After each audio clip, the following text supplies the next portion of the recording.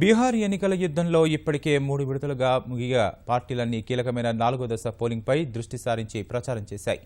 ఆదివారం జరగనున్న పోలింగ్తో 25 ఏళ్ల అరాచక పాలనను అంతం చేయాలని భాజపా నేతలు పిలుపునిస్తే దేశంలో అశాంతికి కారణమవుతున్న భాజపా విధానాల్ని ఎన్నికల ద్వారా తిప్పికొట్టాలని లౌకిక కూటమి నేతలు ఓటర్లను కోరారు.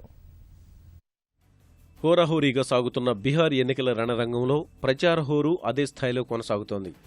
5 విడతల ఎన్నికల్లో ఇప్పటికే 3 దశల ఎన్నికలు పూర్తి కాగా కీలకమైన 4వ దశ పోలింగ్ కోసం పార్టీలు విస్తృత ప్రచారం చేస్తున్నాయి.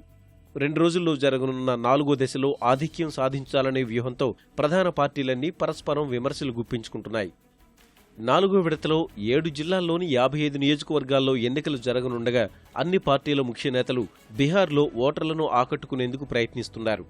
గురువారం తూర్పు చంపారణ్ జిల్లాలో ప్రచారం నిర్వహించిన భాజపా అధ్యక్షుడు అమిత్ షా ప్రత్యర్థులపై ఆరోపణలతో విరుచుకుపడ్డారు. జేడీయూ నేతృత్వంలోని లౌకిక కూటమికి అధికారం అప్పగిస్తే రాష్ట్రం ఏమాత్రం అభివృద్ధికి నోచుకోదన్నారు. రాష్ట్రంలో మళ్లీ ఆటవిక పాలన తప్పదన్నారు. మరో అడుగు ముందుకేసిన అమిత్ షా బీహార్ ఎన్నికల్లో భాజపా ఓడిపోతే దీపావళి సంబరాలు పాకిస్తాన్లో జరుగుతాయన్నారు. భాజపాను ఓడించి పాకిస్తాన్ ఆనందపడేలా చేస్తారా అని ప్రశ్నించిన ఆయన మహాకూటమిని ఓడించి ఆటవిక పాలనకు తెరదించాలని పాకిస్తాన్కు నిరాశ కలిగించాలని పిలుపునిచ్చారు.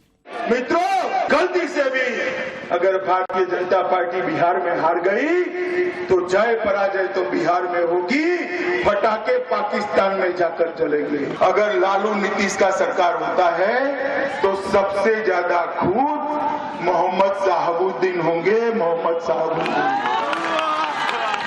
आपको आतंक का राज चाहिए फिर से?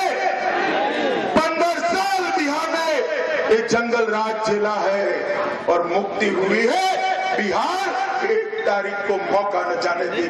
బీహార్ ఎన్నికల్లో ఓటమి భయంతోనే భాజపా నేతలు సత్యదూరమైన తీవ్రమైన విమర్శలకు దిగుతున్నారని కాంగ్రెస్ నేత రాహుల్ గాంధీ విమర్శించారు.